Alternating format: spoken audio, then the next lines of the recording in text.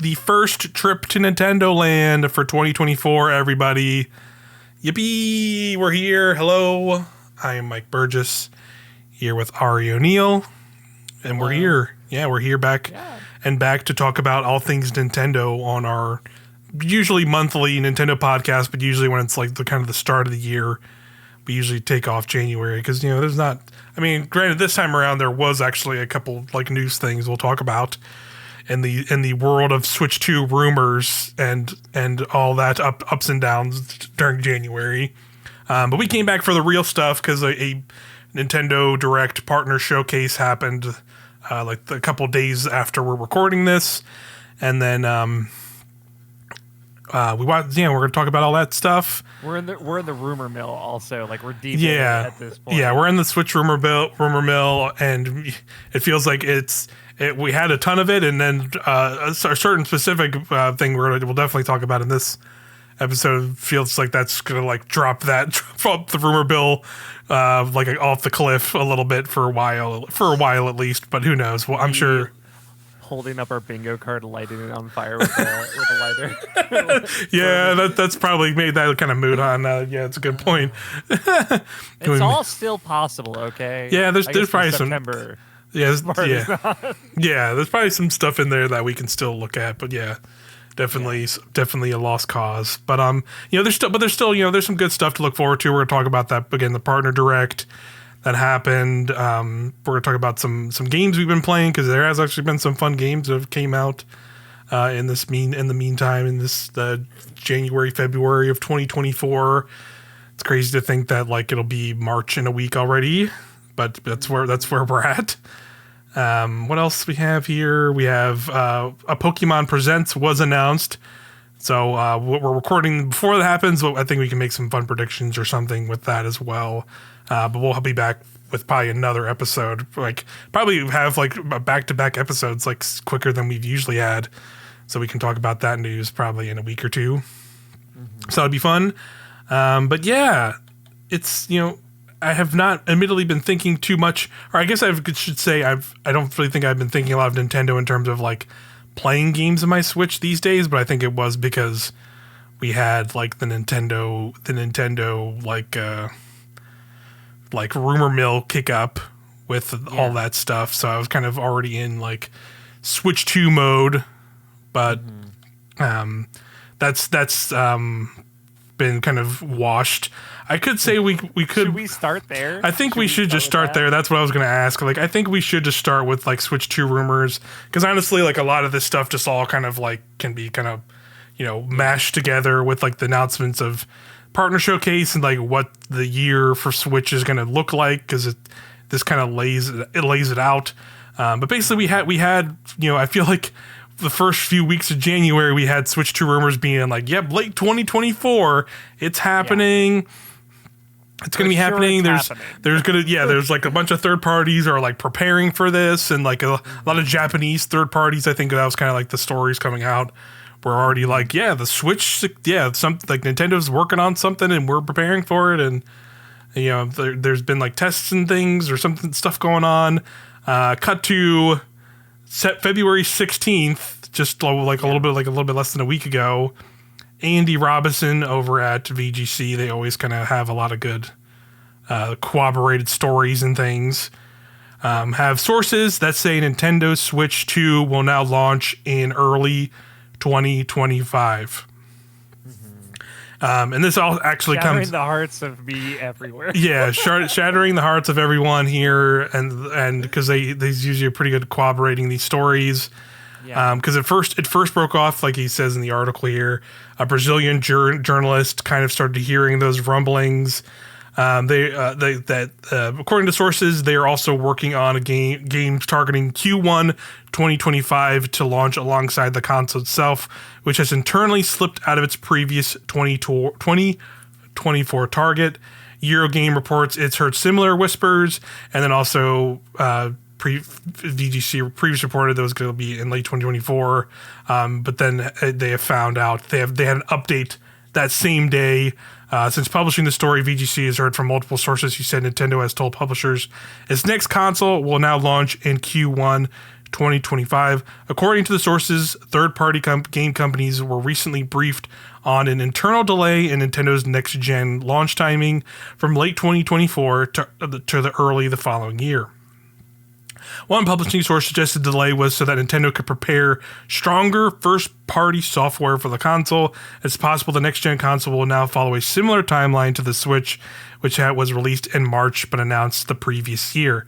VG, of course, asked Nintendo to comment. They were not going to comment on something like that. Yeah, but, absolutely not. But, there you go. Makes sense. Like, we were talking about in January, all the hot rumors, we're getting this information. Yeah. Right? Like, so it was true that it was going to come out this year, it seems like, at a point. And probably Nintendo knew that was starting to stir up. They probably had plans to announce it. And then, like, they were maybe on the fence or something happened, and they were like, we have to make the call. We have to push it back. Yeah. Something because I watch a lot of the Jeff Grubb's content and stuff, and he brought it up, and like I think he made a very poignant point, and like I think they were even some of the I think on the episode of Game Mess in the Morning they even had somebody from VGC talking, and I think the simplest way you could put it is like, hey, they probably have a new 3D Mario planned for the launch of that game, and it's not ready yet. So it could be just as simple as that, and they are Nintendo, who are still printing money with the Nintendo Switch, and probably will this year, even with like it now seems like it might be a much quieter year for the console potentially, but it'll still probably make a lot of money regardless, even with the ups and downs. And then of course we're going to early next year, and they're going to launch a new console with a new Mario game. After all the success of the Switch, and I can't imagine that's not going to be huge for them. So I don't think it's going to I think it'll ultimately affect them in the grand scheme of things. And like, I also am ultimately like, it's a bummer not to know. We're going to have to wait a little bit longer for the Switch 2. And of course now we're going to have to sit here in the Switch 2 rumor mills and mines probably for another 6 months. For another, for a bunch of months now. I'm like, please, definitely. We'll probably know what it is before the end of the year at least, right? Yeah, like, which is nice. That's kind of what I was gonna say. I was like, please, I'm hoping just like, even if something as simple like in their like summertime June direct that they will probably get around then, just be like, yes, we are working on the next Nintendo console. We'll have more details to share soon. Just say that, right? Like, just say that, so we don't have to sit here and have like these like very coy like articles to talk about for the whole year again. Yeah. That's my hope with this kind of stuff. But we messaged a little bit about it throughout the week. You sent me this news broke while I was like watching them talk about Kind of Funny Games Daily, and it does make sense. Like the Switch has been such a success for them because they did it right. Like objectively, they were like, all right, we launched one of the strongest first 9 months of any console ever, easily. Yeah. Xenoblade Chronicles 2. Mario Odyssey, Splatoon 2, Breath of the Wild, and Mario Kart 8 Deluxe. Like what an incredible first year. Yeah. Do that again. Don't fuck this up right at the gate. Simple as that. Especially with like all the layoffs that are happening right now. How everything is like such in flux, and Nintendo is like luckily been pretty unaffected by that. They raised the money that they were paying, the salaries of a lot of their employees in the Japan studios. Obviously, Nintendo America, different story. But unfortunately, of course, America. The underlying here. Turns out, So it is play this smarter. I messaged you. I was like, I am not the target demographic because I'm like, let me just play Tears of the Kingdom again at 4K 60 or whatever. Yeah. And I'll be happy for that for like 6 months until like the games start coming out. But like that's not a smart way to launch hardware. They know that. They learned a lot, obviously. They're on top of the world right now. So I think whatever you can do to keep that going is smart. So yeah, for sure. And like this has definitely brought up the idea of like, well, what does the rest of Nintendo's year look like now if we're not getting the Switch 2 later this year with like a bunch of new launch games? And pretty good question. I mean, to be fair, again, we're going to talk about this partner direct pretty much we're gonna get into it really soon, and then that kind of lays out at least some stuff that we're gonna see, like into most of like the first half of this year and into early this year, and then we know like other things, like obviously like we know Princess Peach Showtime is coming. In like a month's time or so. It's like I think it's like the end of March it comes out. 22nd. Yeah. So we get that, and then we have Thousand Year Door remake that's probably gonna be sometime in the summer, and like also the Luigi Mansion 2 HD port is also coming. So obviously not the biggest earth shattering releases, but there's still something. And obviously I said it too that we're gonna get Pokemon Presents on the 27th with the Pokemon Day. That pretty much always happens with that. So there will also probably be a new holiday Pokemon game, whatever that is going to be. Definitely think we should make some predictions on that when we get to that. But having a like they could probably do like one maybe bigger game that they've kind of had on the back. I'm sure like there's always been a lot of stories about Nintendo always having like, oh yeah, they had those Fire Emblem games ready for like a year plus. So they might just have like something they just kind of were sitting on anyway, and they could just kind of throw that like in like in the fall, and then have Pokemon in like November, December, and then like they're still probably more than fine for the year. We've heard that the Fire Emblem Awakening, the 3DS game, has been remade fully for Switch. And so there you go. It's just out there, kind of like Engage wise. So yeah, like they could drop that. They could, I don't know if you wrote anything. I don't see anything down here about potentially Metroid Prime 4.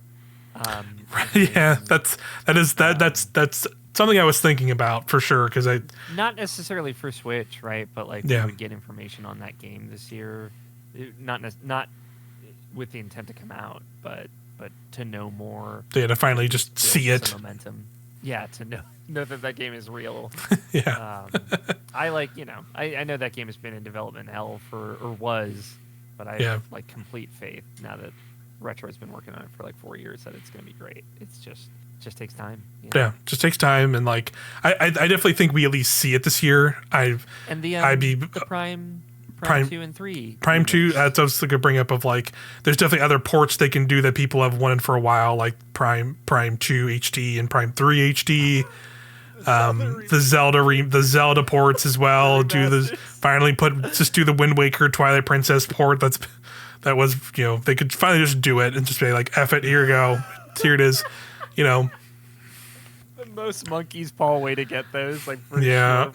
Just get them at the end of the Switch life cycle, and then for some reason I still am in full belief that the Switch 2 will be backwards compatible, but it would be pretty incredible if we entered some horrible era where they finally put those out and the Switch 2 comes out and it's not backwards compatible. You can't even just play those, and then we're in the same situation all again. Too, like in the rumor mill in January, that it's for sure that's good. We should be good on that front, but like you're so right that would be so funny.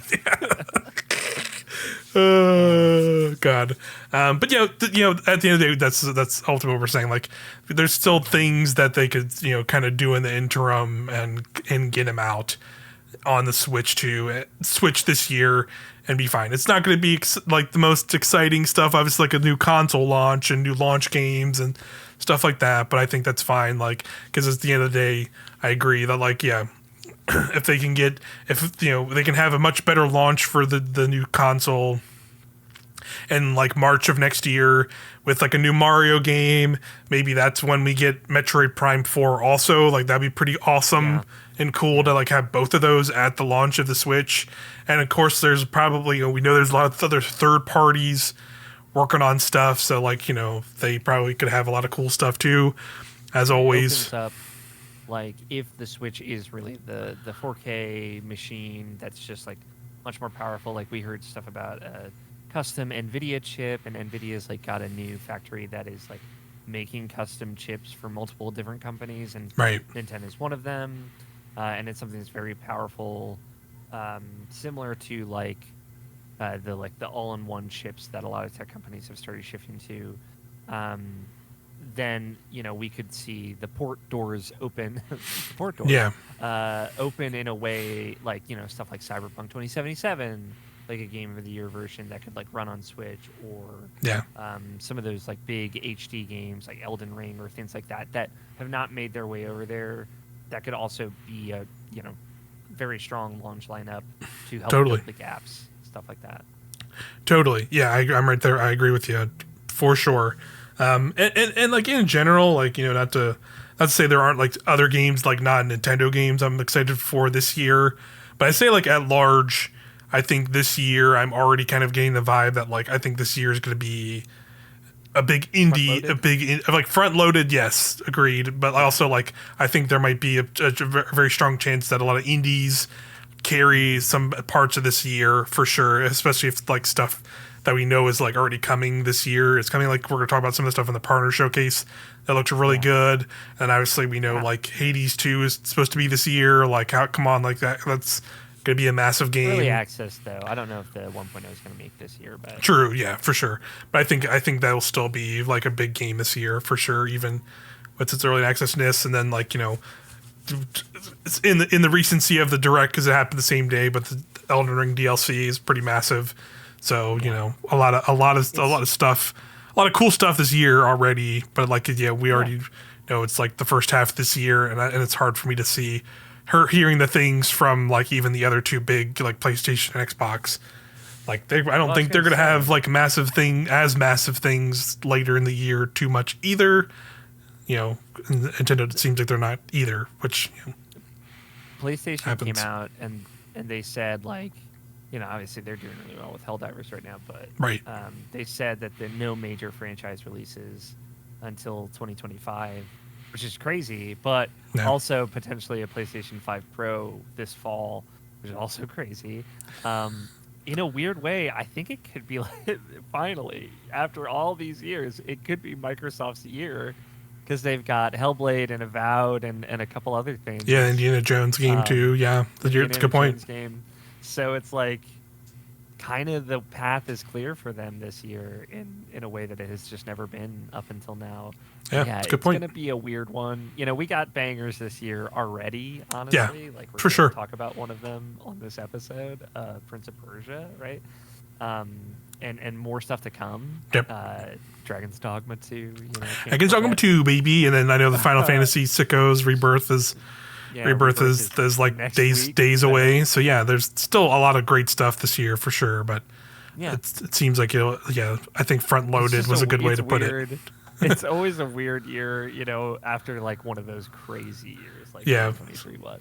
Absolutely. But yeah, let's get into this partner showcase and talk about all the news there, because even though it will be a potential quieter year for gaming in general and also Nintendo. Like I think there's still a lot of really cool announcements in this partner showcase. Games I'm interested in. Games like there was like tons of cool games that like got dates or just straight up released, like Shadow Drop when the partner showcase happened. That I was looking forward to. About that game, I have to play it. Yeah, I'm looking. Yeah, so yeah, but yeah, there's those.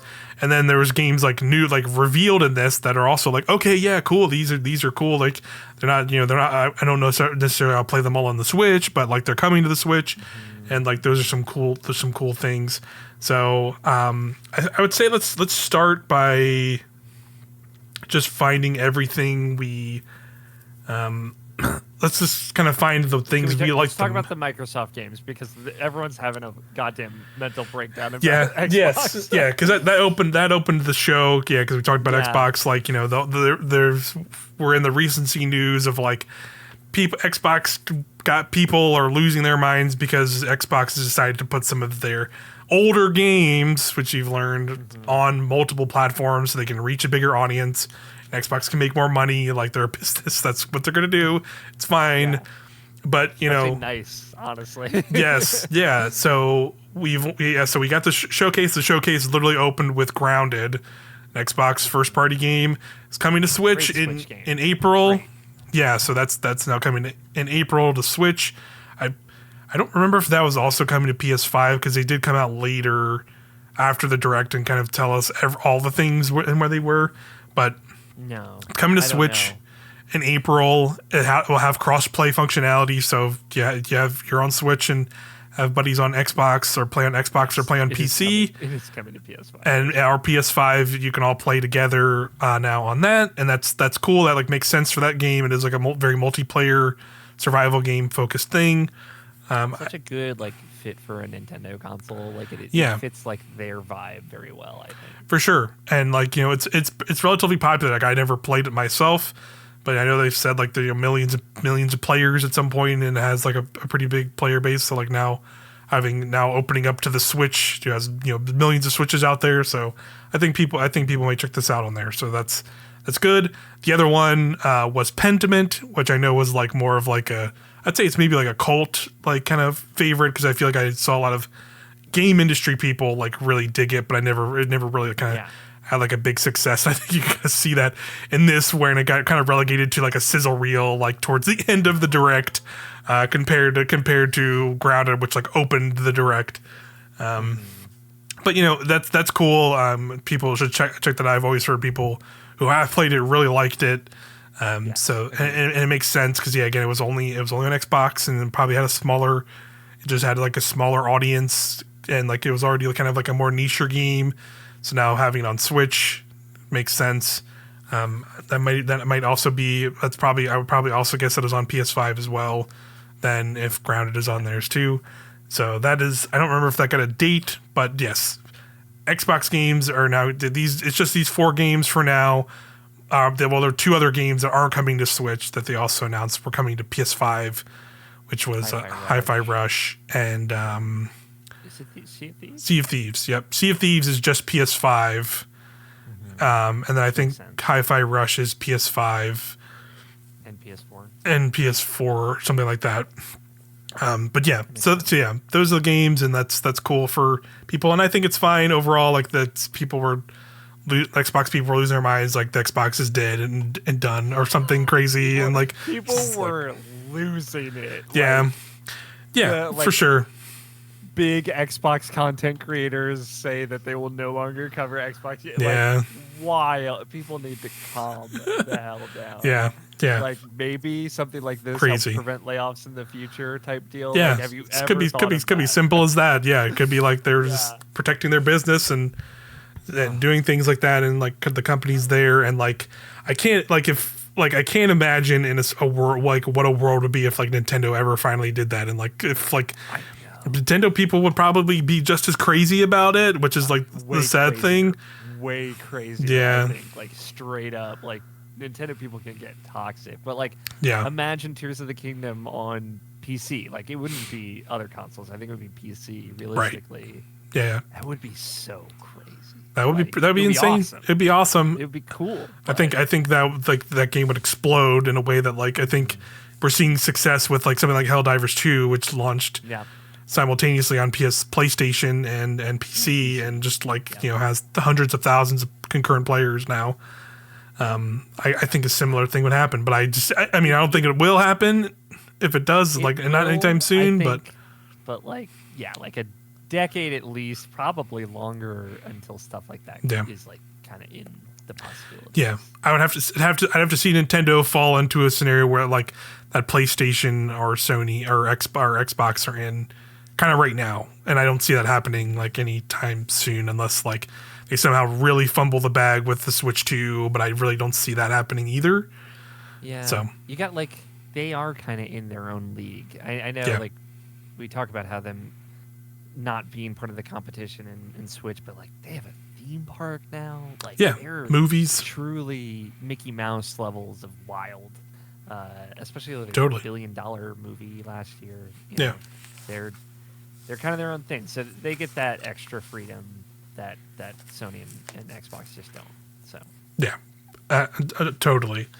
But yeah, that's at the end of the day, that's cool. I don't see myself like I was not really like, these usually aren't my first go-to like kind of games, survival games like for Grounded or like even like Pentiment. But I'm totally cool with them coming to other stuff. It makes sense. So outside of those though, was there anything that like really stuck out to you that like you saw and were like either like surprised by or like were like looking forward to now that was revealed here, or like games like you could have taped? Okay, so what was one for you? Let's hear it. So one for me, shout out to our boy George Cruz. Oh yeah. Full disclosure, George Cruz, friend of the site, friend of the show, friend indeed. He works for Pop Agenda, is doing PR for Arranger, which is Arranger : a role-playing puzzling adventure. Gorgeous looking game. It reminds me of this PS4 game that was like on PS Plus that came out forever ago. That was similarly like shifting blocks type deal and moving, kind of shifted everything around. But yeah, it just is like a top-down, hand-drawn puzzle game where you're moving and you're kind of using perspective, and it kind of reminded me of Baba Is You as well. It's another comparison. That had more like rules and mechanics to it, and this is more of just looks like moving around. But they said there's dungeons in it and like combat of some kind, and they showed some of the cutscenes from it that are like these big hand-drawn like boxes laying over each other.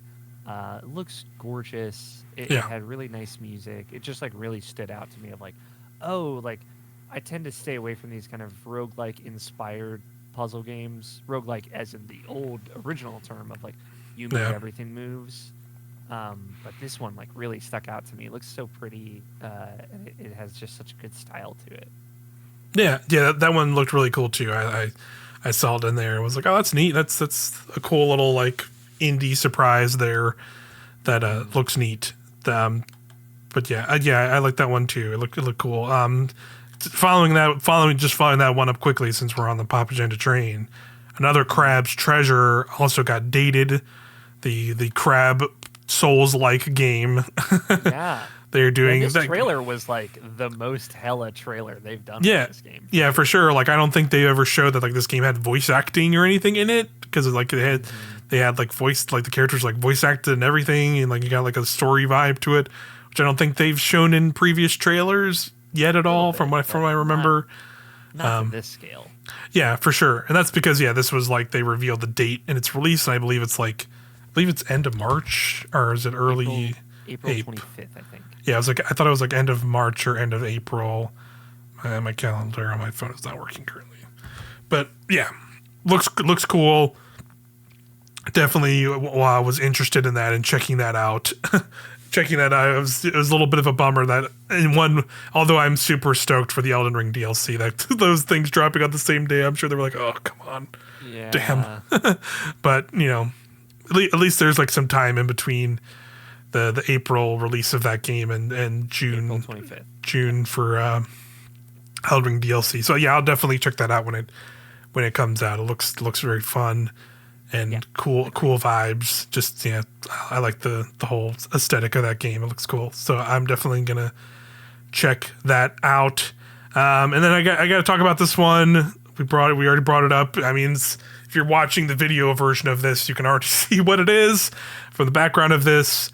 It's time to Banana Rumble, because we got a freaking brand new Super Monkey Ball game, a new original game. The last one was obviously just like a collection, a remastering kind of remake of all the first two original games and some other stuff from the previous games, which is great.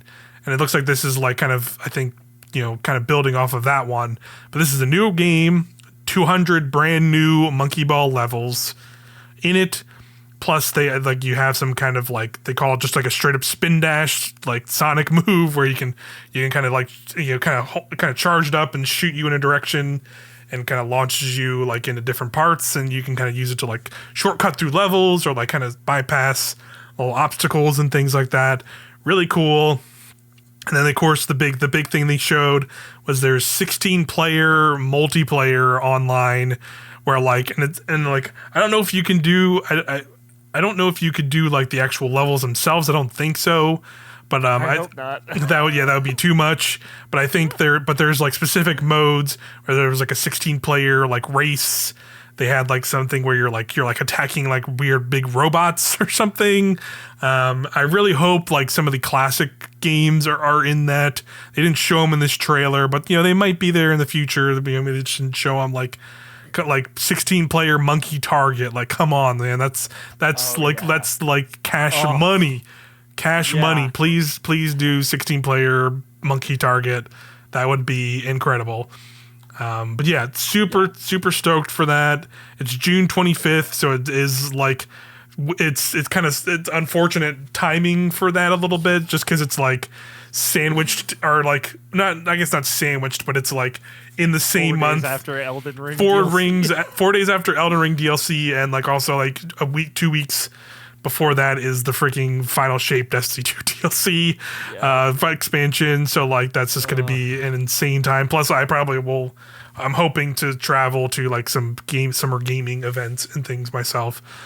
Yeah. Which would be like those early weeks of June. So I think that'll just be a crazy time in general for me at least. So like we'll see how that goes. But regardless, I'm still super soaked, and we might not do our viewpoints until July, but we will absolutely be there. We will absolutely be ready to banana rumble when I'm back. Super excited for that. I'm so happy we're getting a fully new Monkey Ball game. So yeah, definitely gonna check that out. New character in there too. This little young monkey guy. Yeah, there's that. Apparently, I saw on the internet afterwards. There's something called I think it was like a monkey pass or banana pass, and there will be like DLC characters already confirmed. I think, and they should just call it like the monkey pass or something like that. It's incredible. God, can't wait. Put Kiryu in a ball again. Kiryu, yeah, put Kiryu in a Sega Dreamcast back in the ball. Hope to need it. So I can't wait. Such a good video game. Excellent. But what else did you see in there and the partner showcase that you were excited for? Finally, Fantasy Life 2. Yes. Fantasy Life I, the girl who steals time, got a date of October 10th, which is much later than I thought it would be. That game was slated to come out last year. Yeah, it was like late last year, and it's got almost like a full year delay. But I'm stoked for that game too. Yeah, I'm psyched for that. Yeah, it's like I loved the first Fantasy Life. It's so cozy. It's basically like Animal Crossing but with a job system. Yeah. And it's jolly. You can do co-op. You can be a baker, which is like all I ever want to be in a fantasy game. Is like that's why I love Stardew Valley, because there's like fantasy elements to it, and then I can also just like make wine. And like I'm super into that whole vibe. And I did want to give a shout out to Epic Mickey Rebrushed. Okay. Which is a terrible subtitle. Yeah. What does that mean? Yeah. Yeah, I don't know. Rebrushed. Yeah, it really doesn't make sense. Which was, Epic Mickey 1 was a Wii-only video game with terrible camera controls because of the nunchuck situation that game had. And my brother Brady was like a huge fan of that because he's like someone very familiar with Disney and like Oswald the Lucky Rabbit and like that whole story there, which is kind of the premise of that game. So yeah, I'm excited that game is getting a second chance. Yeah. It's very cool. It's a cool idea. It's a cool art style too.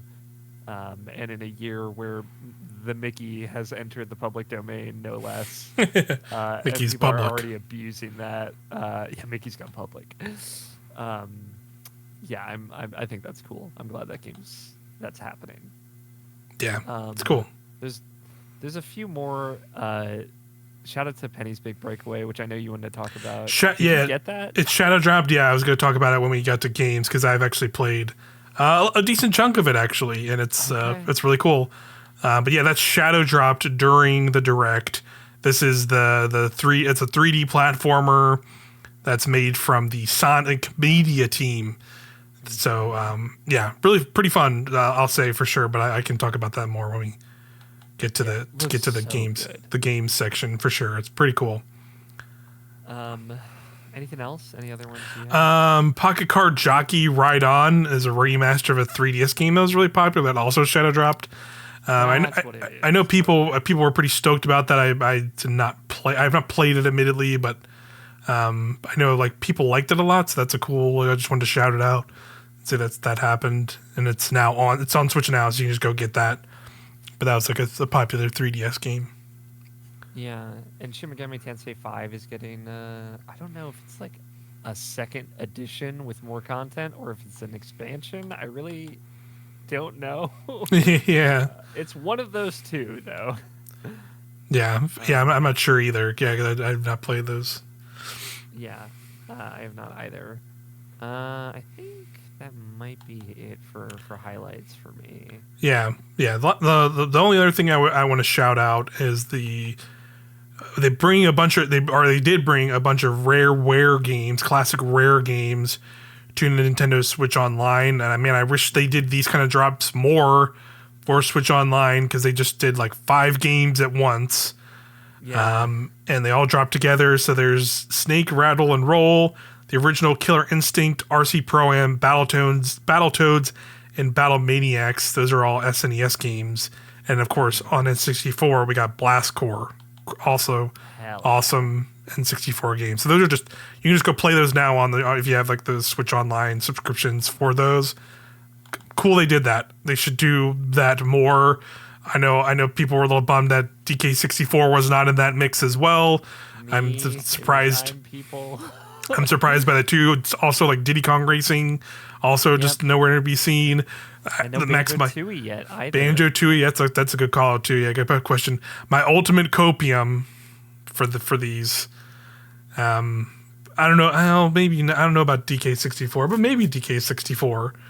You mean like a Rare Replay 2 situation? Like a Rare Replay 2 or just like a full-on remake would be really cool.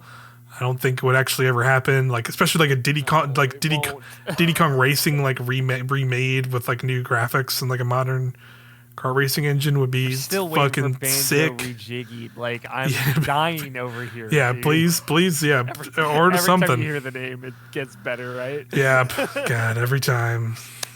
It's sitting right there. It's right there. These are what these stupid motherfucking Xbox YouTubers should be doing. Their like rage throwing Xboxes in their trash can for YouTube thumbnail reactions. Like, why isn't Banjo Rejiggy or Banjo Redooey like a fucking real video game? Xbox, what the fuck you doing? Throwing your console to garbage? You know what? I'm so with you. I know we're the Nintendo freaks on the Nintendo podcast. Yes, you're right. Now, yes. You all should be madder. Okay? Yeah, That's come on. saying. Jesus Christ. Get angry about real things, fucking gamers. Jesus. Anyway, the overall the partner showcase was really good. It did have kind of like a weird closer, which I thought was like. It was they're making a week, or they were like bringing back. I guess it was somewhat popular on the Wii. It was Endless Ocean. Was like a Wii game where you're like in the ocean, and you're going around seeing sea wildlife and stuff. Yeah, and they're putting it on Switch, and it has like now it has online multiplayer. I don't think that was a thing in the first one. I guess I don't know. There was co-op in Endless Ocean 2, I believe. Got it. Which again, any Wii game with co-op was basically a miracle. Yeah, I mean, Endless Ocean definitely had a following. I saw Jeff Grubb tweeted out like, this would have gone down real smooth, like March 2020. You know what I mean? Yeah. Like, pandemic era. I think it would have been like a very good, like, it's a very meditative game. You can take pictures of fish. I am weirdly very familiar with Endless Ocean. Don't ask me why.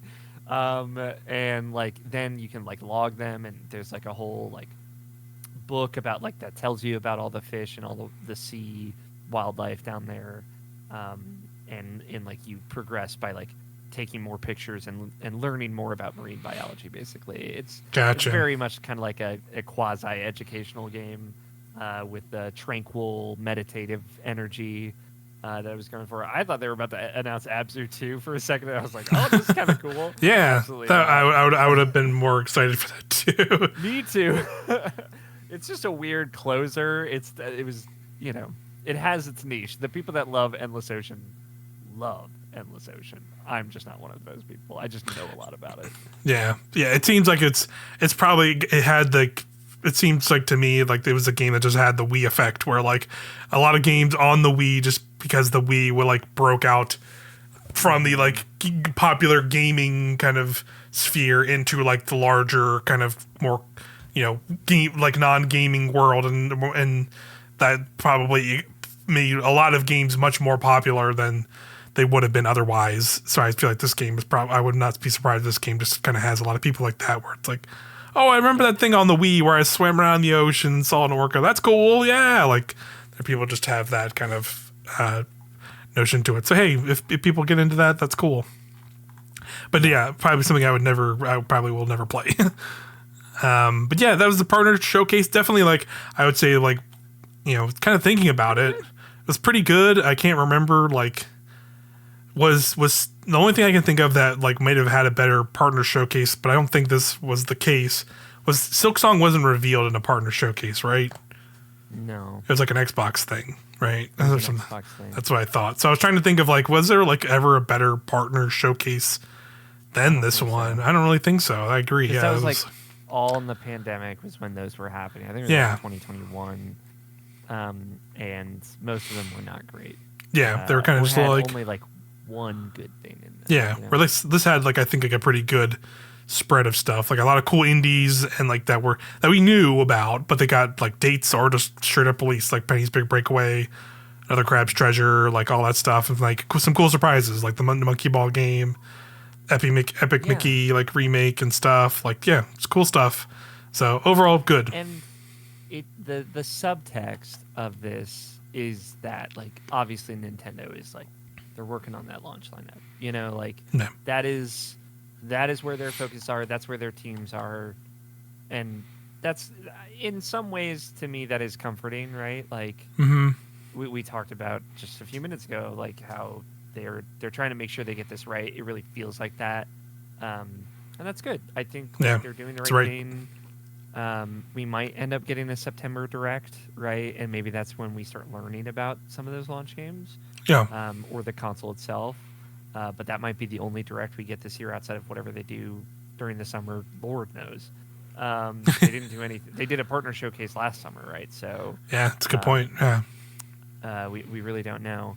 And we only have a few things. If they just want to, they did the thing in the week beforehand where like they just put out trailers for their 2 upcoming games. It was like, oh, the shit, man, the Splatoon DLC is like out. I forgot. It's the side order thing. Oh yeah, and I've heard really good things. I forgot. I forgot that was yesterday. Oh wow. Okay. Yeah. Wow. I totally missed that. And then another they just put a trailer out. Yeah. Because like they announced that a while ago. Yeah, I totally forgot it was coming out this in February. And another game that did come out. I didn't forget it. We just didn't mention it. Was Mario vs. Donkey Kong that came out since our last episode? That's like enough said. It came out, and like that's neither of our like interest levels are in that kind of Nintendo. That kind of B Nintendo game, but I'm sure like people who like that might probably like it. Seemed like a fine game for what it is. Just not really what I'm looking for. It's a weird, slow puzzle game. Yeah, totally. But yeah, they put out a trailer for Princess Peach. So previews came out. Yeah, so right when they put that trailer out, there was some outlets that did some preview coverage. I have Brian Altano from IGN. I have his preview article here. I was going to kind of skim through some of it because it sounds neat. It sounds like I'll kind of screen through some parts stuff. Legitimately. Yeah. So. He says, there are similarities to Mario Bros. Games, of course. There's some platforming, boss fights, hidden areas with collectibles, levels that can be completed and then replayed if you're interested in 100%ing them, which I very much am. It's got the Paper Mario 2.5D approach where you can move up and down in a level rather than being locked into a 2D plane. There's even a Super Mario 64 style hub world with doorways that lead to individual levels that can be played in any order. And completing them will unlock new floors with more new doors to open up. And it all comes together with a stage play aesthetic, meaning nearly everything in the background and foreground feels like it could theoretically be assembled out of wood and paint and puppet strings. So that's cool. I didn't realize it had like a hub world, even like that much going on. Either. That's cool. So cool. Yeah, it's cool. But here, I'll skim ahead here. But while Princess Peach Showtime takes some inspiration from the Mario games that came before it, once you start playing it, you realize it plays much more like an action game with some platforming rather than the other way around. But don't expect something with the depth and combo-heavy gameplay of something more intricate. Character action games like Bayonetta or Devil May Cry, Showtime is a much more simpler game to control. You've got a jump button and an action button, and the shoulder buttons that let you pose in place to open new areas and trigger events. It clearly skews toward a younger audience, although a casual player will likely be able to reach the end of a level quite easily, while it will take a more advanced one to do everything it has to offer and uncover all the secrets. And that's pretty typical of most Nintendo games. Sounds like Luigi's Mansion 3, right? Like thread that needle right there. Yeah. So I'll jump ahead because he does talk about some of the new he saw like new transformations that they showed in that trailer. One was Ninja Peach, which I thought was pretty cool. Ninja Peach transformation stage was just is just as cool for totally different reasons. While Sword Fighter was grounded and combat focused, Ninja Peach alternated between fast-paced Metroid-style wall jumps, Titanfall-style wall running, and quiet yet cautious stealth sections. Peach can blend into grass and thatched walls to pounce on enemies, or dip beneath the surface of a pond with a bamboo breathing tube and take them out from below. Take that, fucking Horizon. You can collect. Let's see. Just got roasted. That's right. Let's see what else we have here. Ninja Peach's stage culminated in a big, very cool auto-scrolling set piece at the top of a giant tsunami. Although missing a gem during one of these and having to replay it could prove frustrating to younger gamers. But hey, that's what parents are for. So yeah, that sounds like some Nintendo. That sounds like a Nintendo game stuff. Yeah, I had not seen Figure Skater Peach. I don't know if that's what you're about to talk about, but yeah, I haven't seen that. I haven't heard about it, but I can talk about that. Yeah, it says, speaking of stuff a kid in your life might be hooked on despite the ever-increasing Disney Plus subscription costs. Peach's figure skater transformation basically screamed, "Hey, does your child like the hit film Frozen?" Right yes, down to the string instrument heavy winter motif and sparkly blue Elsa dress, albeit mercifully without the annoying songs threatening to ruin your Spotify algorithm. Hey. Man, Brian Altano coming. You're on my shit list, Brian.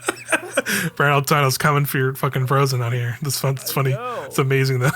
This section moved fast and largely centered around nailing the right button presses over alternating icons projected onto the ice. And despite my growing contempt for all things Frozen, I really dug how snappy it controlled.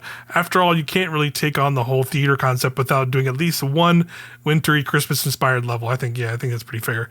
And since Showtime's whole vibe feels fairly low stakes and chill, it's consistently fun to see how much mileage Nintendo is getting out of a specific theme. And then this is like I'll read the last paragraph here. Based on what I played, Princess Peach Showtime is wholly its own thing, decoupled from the traditional Mario game entirely. Throughout my time with it, I found myself really impressed with how different and special each stage looked and felt. More importantly, I didn't find myself asking questions like, where's Mario? Or when is Bowser going to show up? Because I didn't need them to be there for this game to work, despite Peach being inextricably connected to those characters for decades. I'm excited to see how the rest of her unique transformations or if some of my favorites like Sword Fighter and Ninja Peach will get additional levels, or a second act's pun intended. Showtime is definitely for the younger crowd, but so are many of the best Nintendo games, and as an older Nintendo fan and currently raising a younger Nintendo fan at home, I'm hoping the final game can keep up the momentum throughout its entire experience because I really love what it's doing so far. So yeah, he was pretty into it. That's cool to hear, for sure. Yeah. That's great. It looks really cool. Are you picking it up? It sounds like you're gonna pick it up. Yeah, I mean, I probably won't be able to play it right away because like the week that it comes out is like the Dragon's Dogma week. Yeah, that was pretty much my thing. It's like looks cool, but I'm not. It's alright. Yeah. The nice thing is like Switch 2 backwards compatible. All that, circle back around to it for sure. Plenty of time, for me to catch up on this, but it looks so cute, and I love Peach so much. I know it's like stereotypical girl gamer opinion there, but like I really do. I've said like any Mario game that has Peach in it as playable is like already one of my favorite Mario games, Uh-huh. and it is held true. So I'm stoked for it. Yeah. So that's yeah. It looks like it's just a fun vibe. But yeah, I probably won't be picking it up because of Dragon's Dogma 2 week for me. I think it's the same that'll be a black. day. Yeah, March 22nd. Yeah, I think because I think there's a couple games coming out that day actually. Because I think there's Dragon's Dogma, that, and something else I think on March 22nd, or at least that same week. But yeah, I'm sure it'll be cool. It's cool to hear. Like, yeah, it seems people are into it. Brian's preview here and some other folks. So cool. Yeah, that'll be fun. And I know it's not the biggest of Nintendo first party excitement, but it's cool. Yeah. Outside of that, again, I brought up briefly, we are going to be getting a Pokemon Presents on Pokemon Day, as pretty much is tradition. We've got it multiple years in a row now at this point. There'll be at 6 a.m. Pacific, 9 a.m. Eastern, February 27th.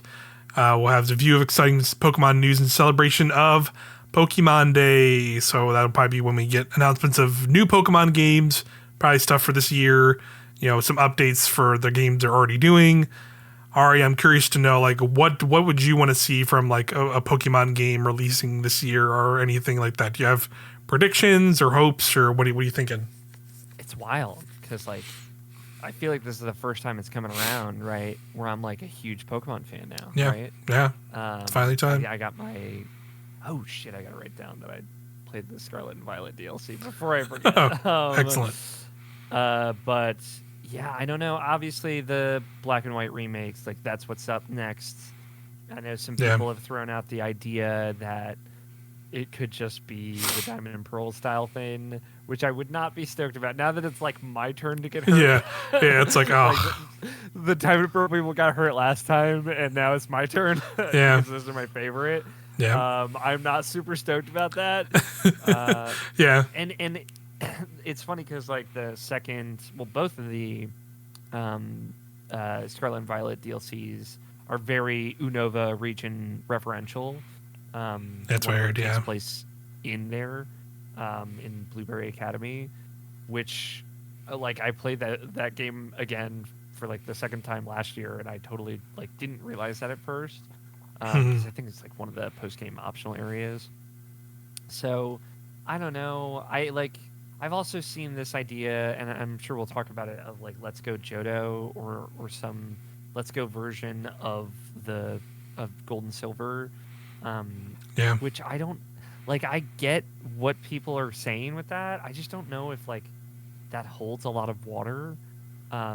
So I guess ultimately the thing I would want the most is this idea of another Legends game, because I didn't play the first one, so I don't have that experience. I didn't necessarily get to see what was so cool about it, and then it would have the benefit of being the sequel to that, so it'd have the refinements, the things that make it more fun, better, hopefully it looks better, although we'll see. Yeah, that's one I'm questioning, but yes. Yeah, I guess like other improvements, yes. Of the three options, like that, it feels like we're gonna get one of those, and maybe obviously some new weird thing, maybe like Pokken 3 or whatever. Who Finally. knows? That's the dream. New Pokken. That is the dream. I mean, I'd get it this time around because I'm like super into just whatever. Just throw it at me. Yep. But yeah, I think a Legends 2 would be really cool. I don't know like what I'd want that to be. If I'd still want it to be like the past or the future or whatever. I don't know. Like I don't know. I guess it would have to be the past. That's kind of the implication of Legends. Yeah. But of the options, that seems the most exciting to me. Yeah, that's definitely where I'm landing too. Like, I would love to see. I would also legitimately be excited for a new Legends game.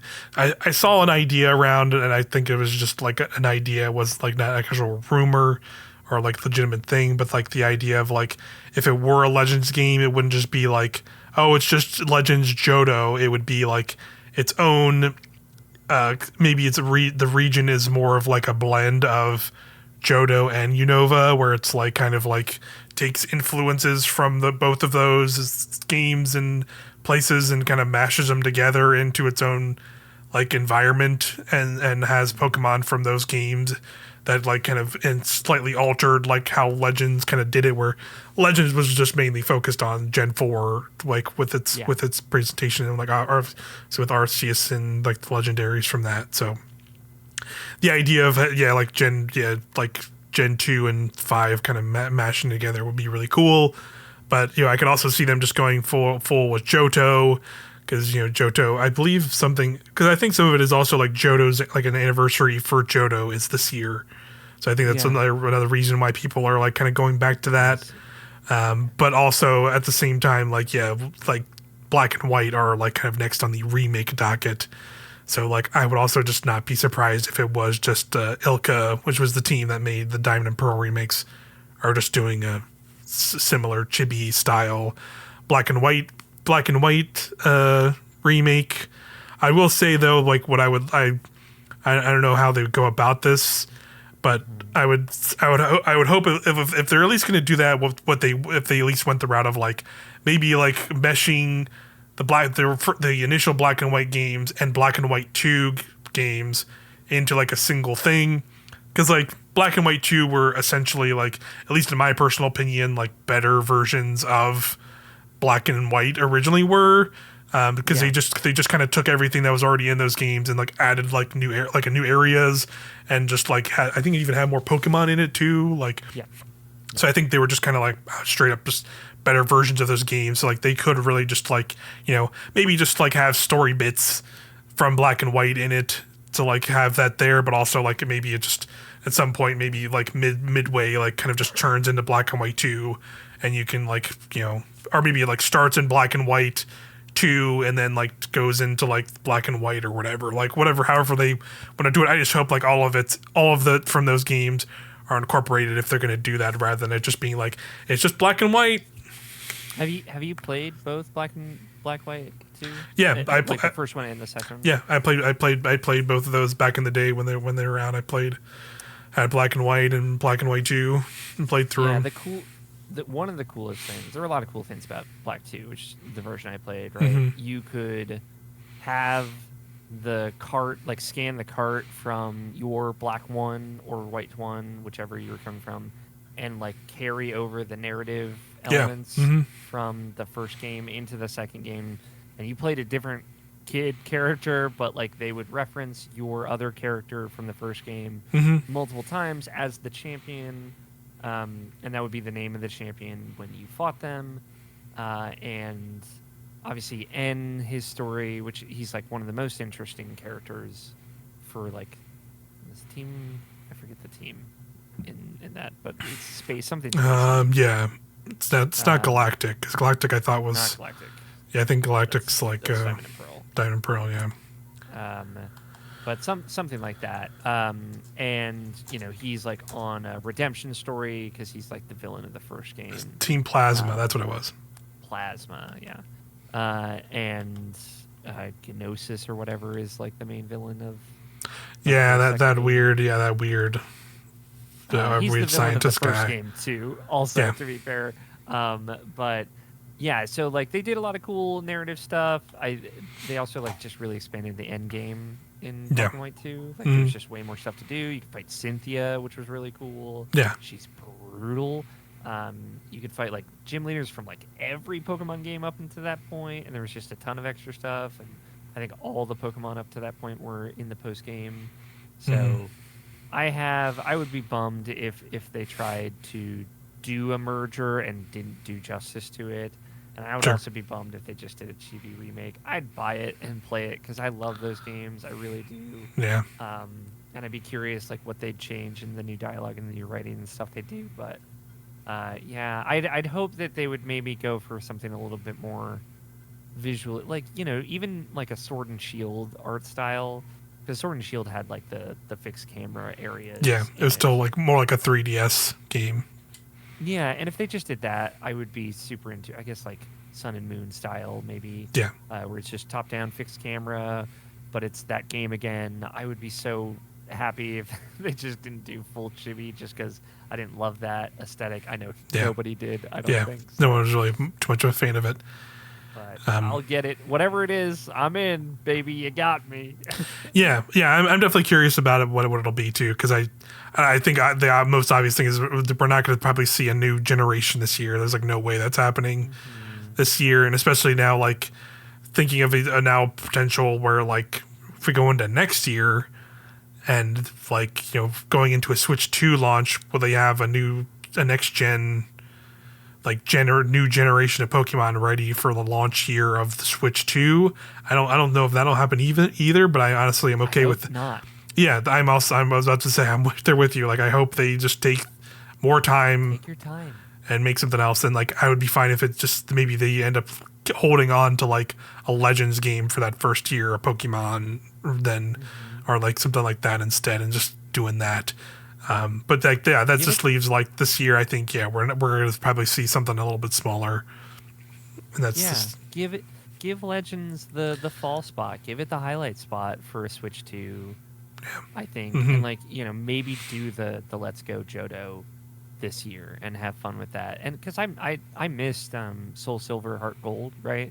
Yeah. I didn't end up getting to play those and have fun buying a copy of those nowadays. Yeah, they're crazy expensive. So I would love to like replay those games in a modern setting because like I replayed Crystal, like OG Crystal on the 3DS eShop last year, and that game is old.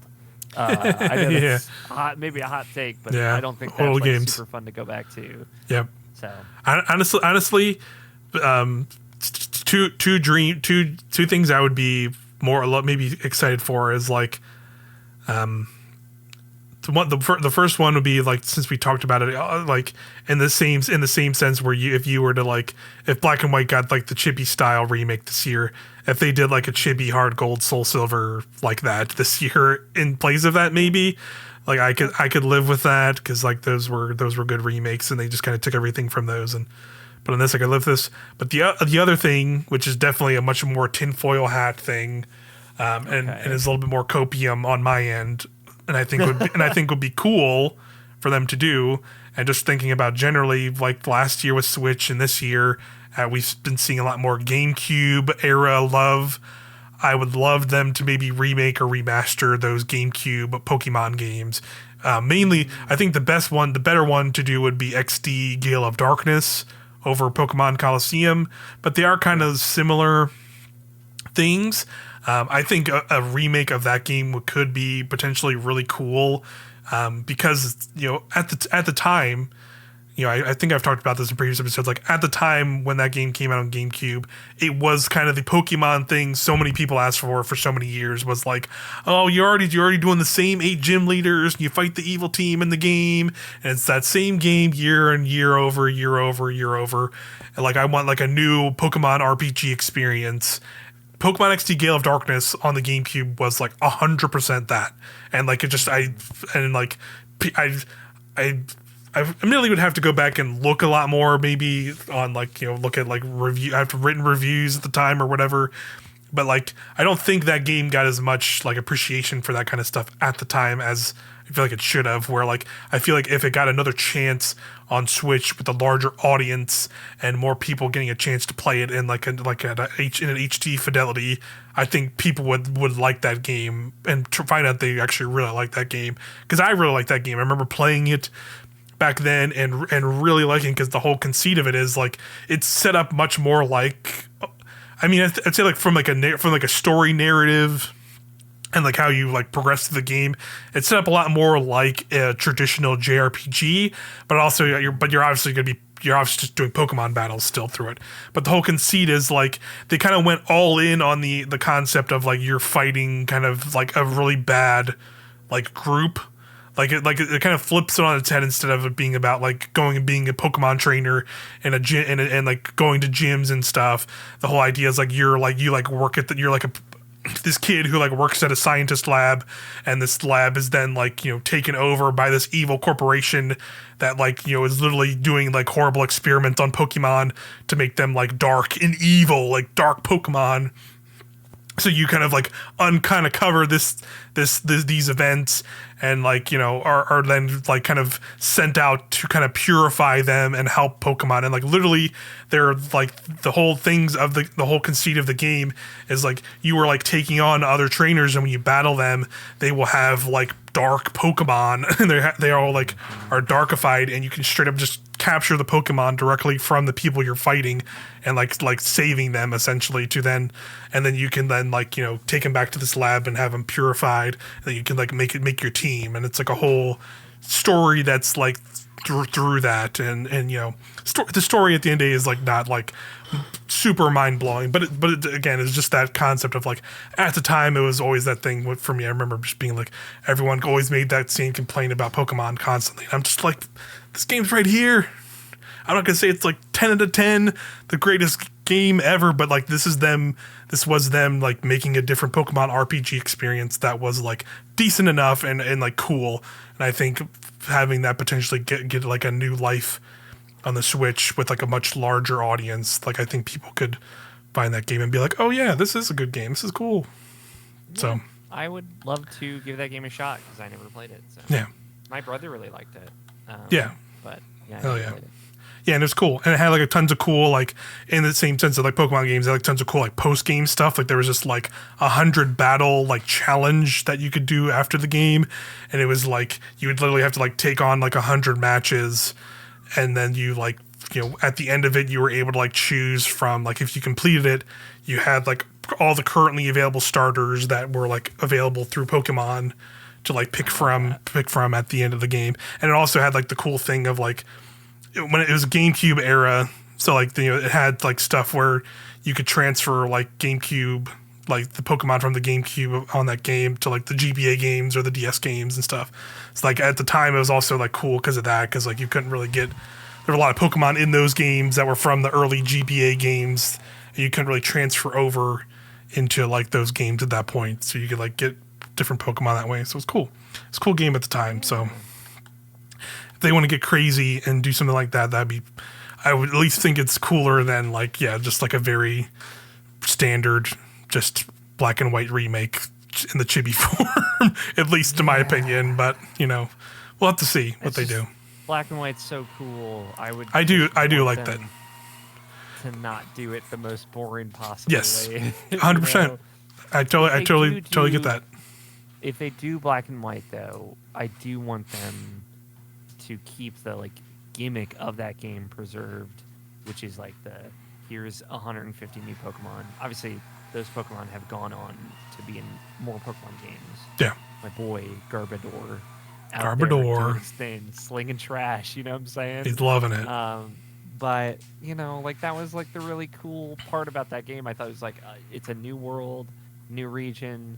It looks beautiful. It's gorgeous, especially for a DS game. Mm-hmm. Music rips in that game so much. It's so good, and it's all Pokemon you've never seen before and nothing else. Yeah, that's cool. So I would love that. So we'll see.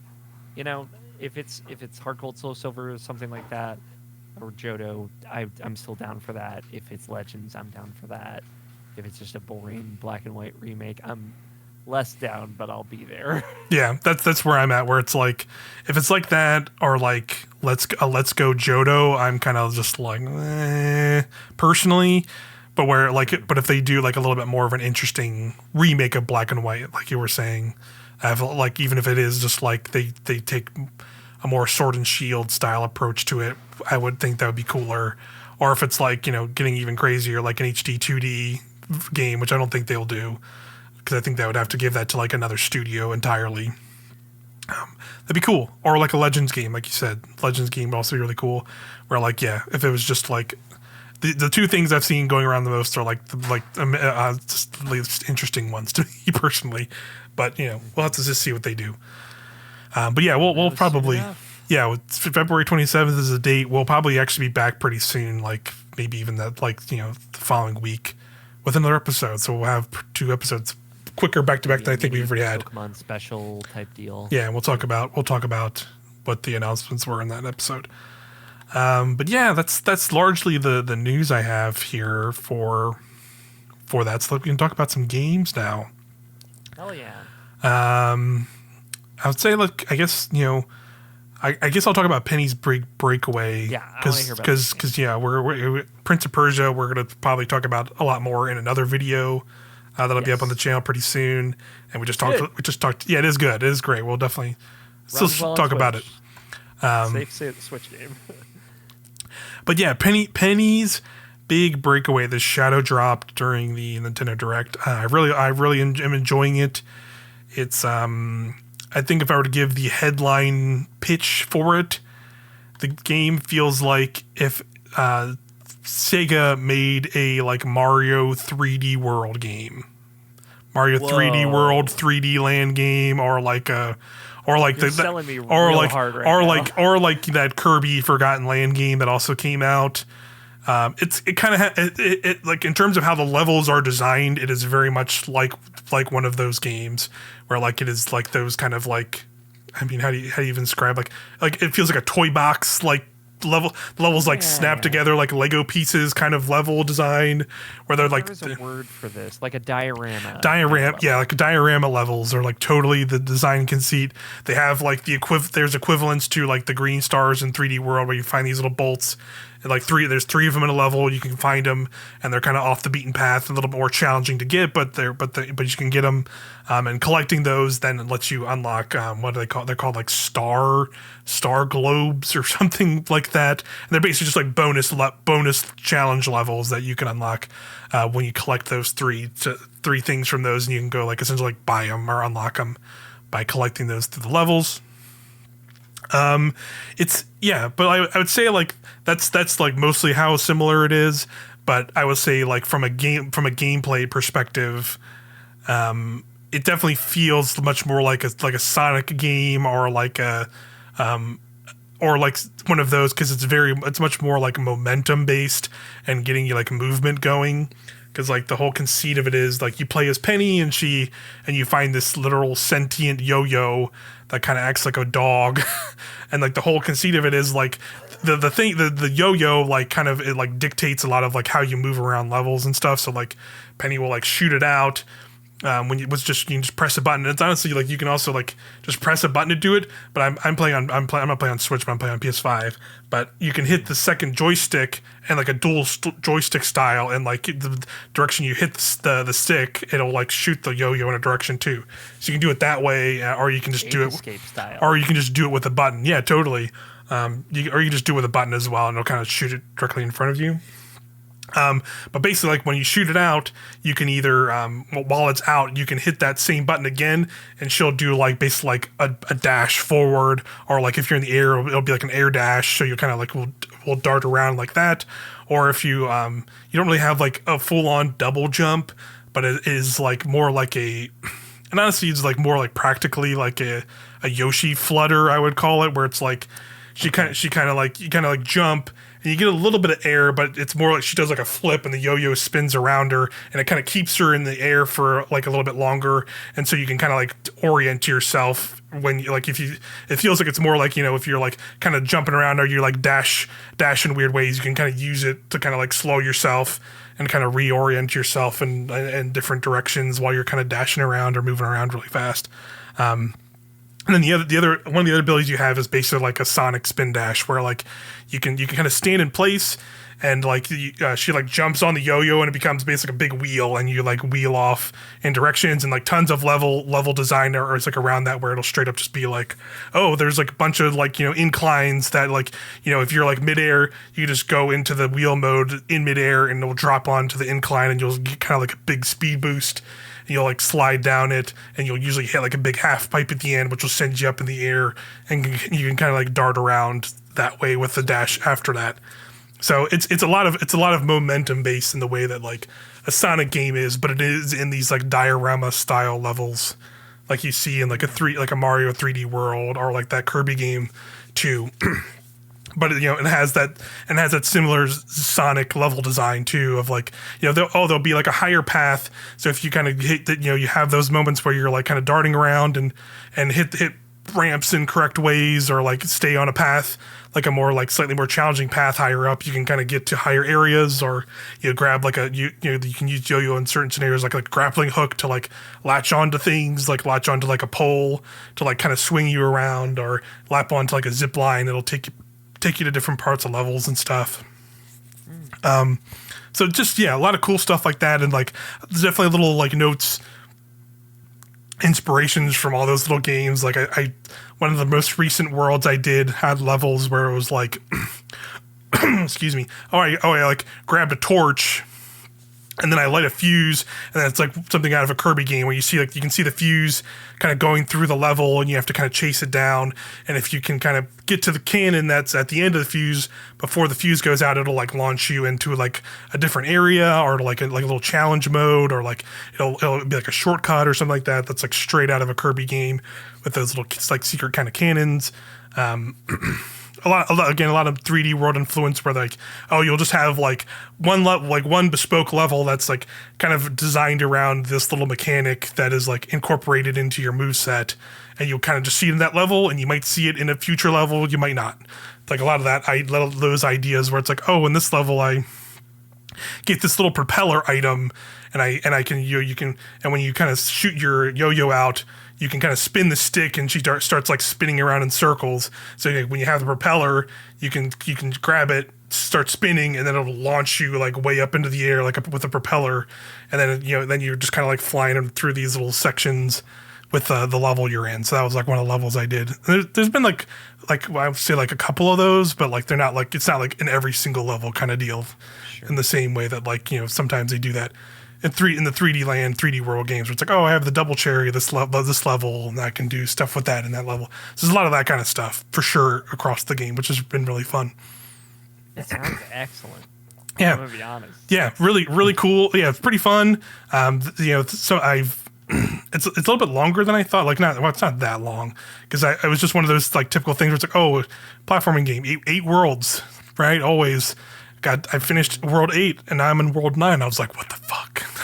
There's still more worlds. They're not allowed to do this. Yeah, there's still more worlds. What's going on? So that was interesting. So like, I don't think there's too much longer to it, but like even with that, like it's not like it's super long, because like some worlds have only been like 2 or 3 levels, and then there's like a boss battle or something like that. So like they're not all like, it's $30. I think it's on everything. Like I'm playing it on PlayStation 5. But obviously it's on Switch. It was in the showcase. It's on PC, on Steam, I think. Super fun. I definitely enjoy it quite a bit. Definitely a little bit of a learning curve to like some of the movement stuff, and getting down kind of like, this is when I want to use this move, or like how like this is how like you want to move around the maps and kind of keep your momentum up. And like there is like a small bit of combat, but like you kind of have to quickly teach myself out of like, this. You really don't have to engage in like the combat that's in it, because like the whole conceit of it is like it's part of the story, is like you're like Penny's like a jester, and she went to like a court to become this like king's jester, but like found the crazy like dog yo-yo, and like the yo-yo like attacks like the emperor, and like literally de-pantses them in front of this crowd, and they go crazy, and she wants now they want to like throw her into jail. So now like the whole like his like whole court is after you, and that's like some of the bosses in the game that you'll fight are a part of that. So you're basically like on the run. So like the enemies in the ring are these like huge like squads of penguins, and they'll just like run up on you, and there's like it'll be like 10 of them at once, and you're just like, oh god, and you can like bat them away with your yo-yo, or like do like the spinning move to kind of knock them away. But like when they latch onto you, like a little icon will pop up above you, and it'll show like how many penguins are stuck to you. And if you get 5 total stuck to you, that's basically like a game over, and that's like, but you can like kind of like knock them off by like shooting your yo-yo around, or like doing like the little like jump spin with the yo-yo, and they'll like knock them around or off. But like you can kind of also just like once you get like a competent enough with like the movement in the game, you're like the whole point of it is just to be fast.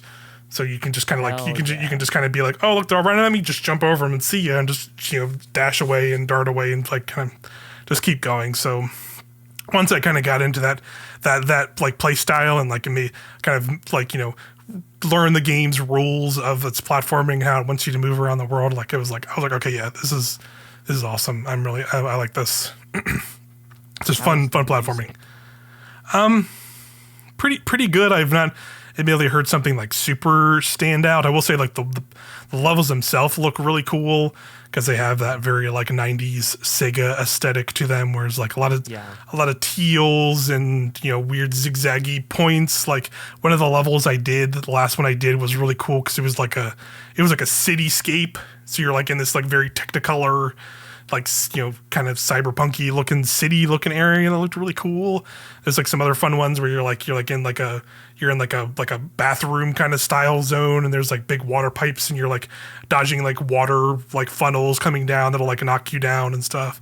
So I think I like the level design a lot, but the music I have not heard like it's not been bad, but I've not had something that's like whoa. No standouts yet. Yeah, no standouts. But the boss fights are cool. There was one guy that was like a he was like a magician dude, and he has like a 8-ball for a head, and like the whole conceit is like you're fighting on like but God, I'm blanking on like the name for it, but like a pool table for pool because of 8-ball, and like basically you have to like he like jumps around and does like he straight up does like the Zelda thing where like shoot a blast at you, and you have to like knock it back and forth between him with your yo-yo. And then if you do enough times, his head will pop off, and there are like pool table holes like in the pool table, and you literally have to like yo-yo, like bounce his head, sink his head, and like as each level progresses, like there's like 4 total holes, and you'll get like more and more heads. So you have to like ping pong them around this like little pool table arena to like get him in. So that was fun. That was like a cool little boss. But yeah, fun game. Again, it's like definitely a recommend for like if you like platforming games and 3D platformers. It's a fun one.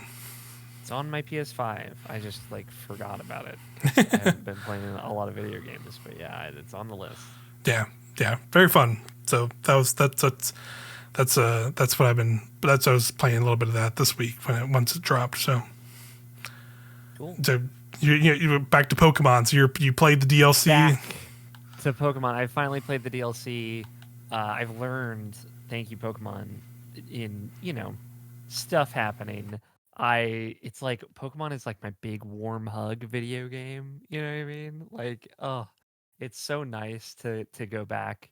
And I'm sure you get it of like, yep. The Scarlet and Violet is like the world that I'm so invested in. So I was like, all right, this feels like a good time because I don't really want to play anything so intense or anything like that. Pokemon's really chill. I have like all my Pokemon that I use are like level 100, so it's like I'm not really worried. Yeah. Although there is some tough stuff in the DLC, even for my maxed out squad. Oh, maxed out squad. Especially like the epilogue, which they had added in earlier this month. And that's when I was kind of like, I was still working my way through the second DLC when they patched that in. But yeah, so 2 DLCs for Scarlet and Violet. I played through them all. I finished everything now. I have all the Pokemon again. I finished they have like 2 separate Pokedexes for each DLC because they're in different regions. Mm-hmm. Not every Pokemon in this game now, but a good amount of them. The only one that's like bums me out is like a lot of the Galarian Pokemon are not in there. Many of them are. That's because you want to go buy Pokemon Sword and Shield in stores right now. They do this a lot with a lot of the Pokemon games when they start to like kind of overlap. But yeah. I get it though. Yeah. I have Sword and Shield, right? So I've actually jumped back and forth. I've been playing with our friend Jake, who plays Destiny with us. Yeah. From the 6-1 Indies, and we actually went back and booted up Shield and Sword together to do the thing, which is very funny to me. And he helped me get all the Pokemon that I cannot get because they were in Violet, and I only have Scarlet. Mm-hmm. So the first one, the Teal Mask, right? You're in a region that is kind of like suburban Japan, basically. Is cool. Like how I would pitch it, like not Tokyo, like Osaka or kind of outside of major cities, like small towns. What I like is, it's a new map, 2 new maps for both areas. Mm-hmm. That area, it's like built around a big mountain that has like a big demon face on it. It reminds me a lot of the one part of Okami, if anyone's familiar. and Oni Mountain, I think it is. I think it's called Oni Mountain in the DLC. I wonder. I don't know, Japan that well, so I don't know if there is an Oni Mountain in Japan, but I know there's certainly plenty in Japanese mythos, and it's built around like this idea that there were these three Pokemon that came to this town, and then an ogre Pokemon that was just called the Ogre. That it's Ogerpon. Yeah, Ogerpon. That's a good That's a good Pokemon name. I like that Pokemon name. Yeah, it's really funny to me. That is very Digimon.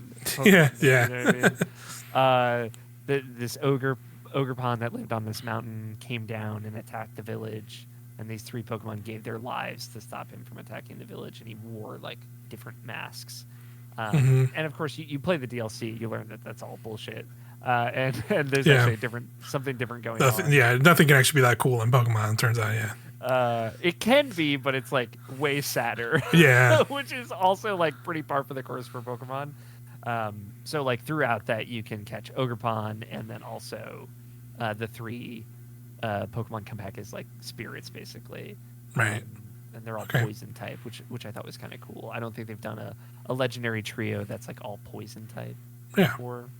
And that one's fun. I like that because the region has like, in Scarlet and Violet, I was telling you a little bit about this. Like the regions are like split up into like Area 4 or South Area 5. Right. And this, it's like, the Glass Forest or like the Rocky Crag. It's like actual named locations that have a little bit of history and stuff to them, or little side quests and stuff associated with them. That's good. But, I like that. Yeah, I appreciate better level design. The world is cool. There's some fun stuff that you do in that DLC. Like, at one point, you meet this photographer girl who's, like, trying to learn about legendary Pokemon, and she has you go to the forest, that spooky forest at night, and actually, like, use the camera in-game to take pictures of Pokemon, like Pokemon Snap style. Cool.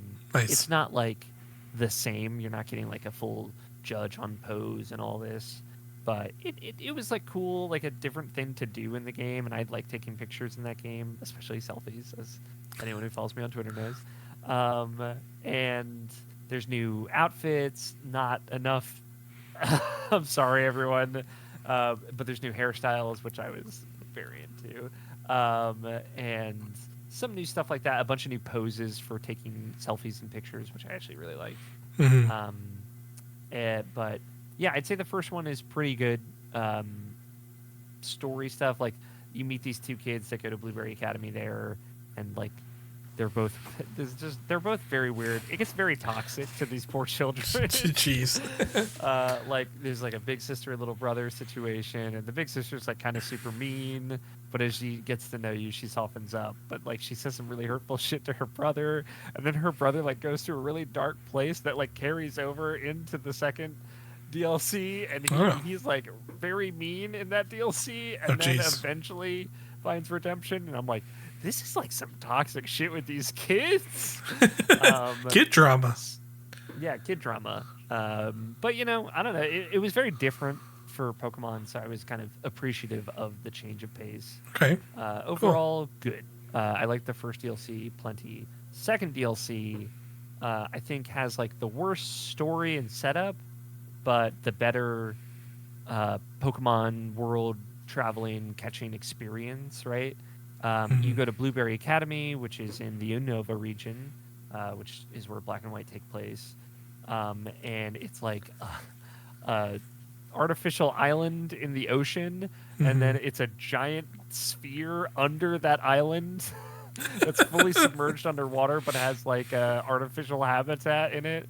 So it has like sun and like the big mirror array of a fake sky. Yeah, the Truman Show full on in there.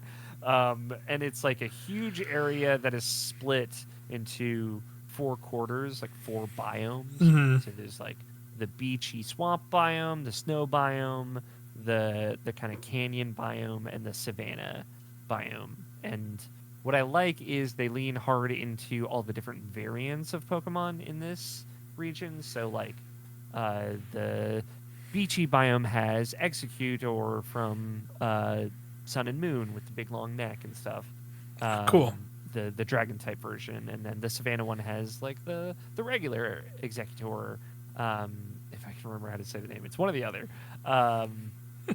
And the ice biome has the icy Vulpix variant and stuff like that. Like those cool variants that we've gotten throughout the years that are really the regional ones. Yeah, that's cool. I like that.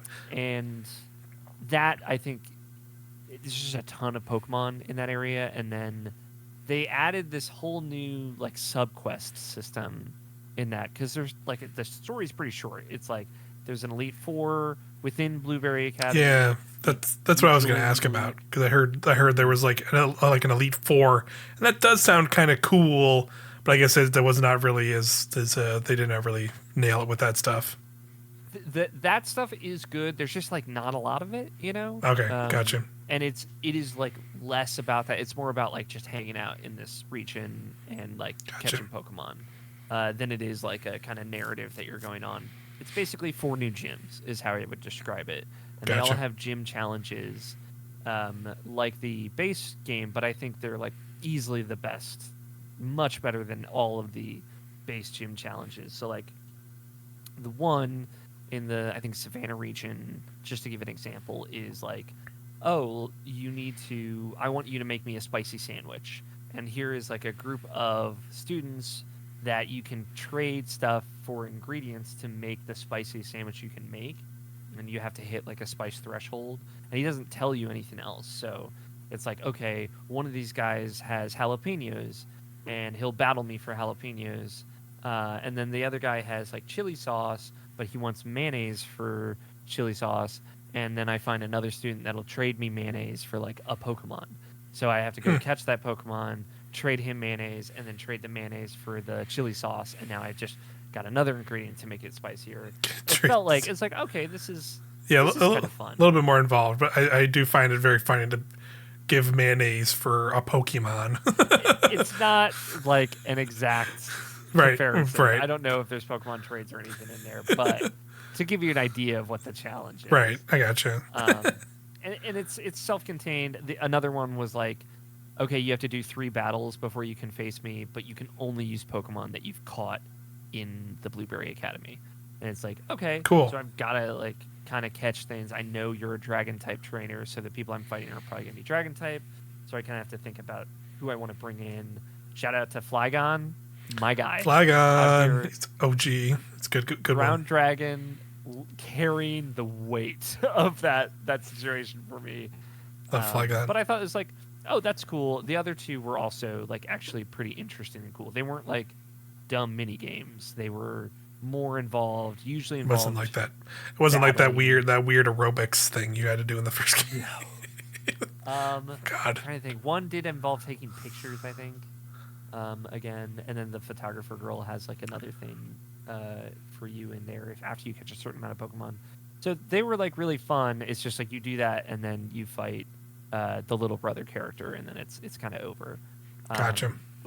But then there's like the post of that is you going back to Area 0 to find the secret of Area 0. And that was kind of disappointing, I'll be honest. I think like that's what hurt it more, of like, I was so excited to go back to Area 0 with like the new DLC friends that you made. And it was like not, it like you do, and you go to like this new region that's like underground, and I was like, oh, this sounds super cool. And it's just kind of like linear caves. You fight 5 Pokemon that are all terrestrialized, and then you fight the new legendary and catch it, and that's it. The legendary fight was cool because it's like this 3-part fight where different people will come in, and a thing that you're not gonna like. I forgot to mention the whole wrinkle with Blueberry Academy. Everything is double battles. If you do not like double battles, I do like double battles actually. I like double battles. Okay. So okay. That's kind of cool. I thought I remember. Maybe it was like the rotator battles that yeah, like the other stuff they've done since then. Like double battles, I like a lot, but like rotating triple was I didn't hate it, but it was kind of like whatever. Yeah, it's like too much. Yeah. Everything in the second DLC is double battles. Everything. Okay. Absolutely everything. Except for the like when you go into the new area in area 0 and fight those terrestrialized Pokemon, like that's the only part that's just still single battles. So like when you're doing those gym battles and you're fighting the elite four, it's all double battles all the time. Very difficult, like some real tough stuff. They lean into like Plusle and Minun, right? Like that's some Pokemon that they added back with this DLC. They have like their passives are things that like when one uses a move, it buffs the other one. Like Right. they lean into that stuff, and any of that that has been present in the past is here in Blueberry Academy. Really tough. Like it upped the difficulty a lot. You had to think about your team a lot, your top two team a lot, and Cool. I'm someone who hasn't really liked double battles, and some of them I really liked. Some of them were just like really brutal, so I was like less into them for that reason, maybe. But like it was cool. It was really different for obviously.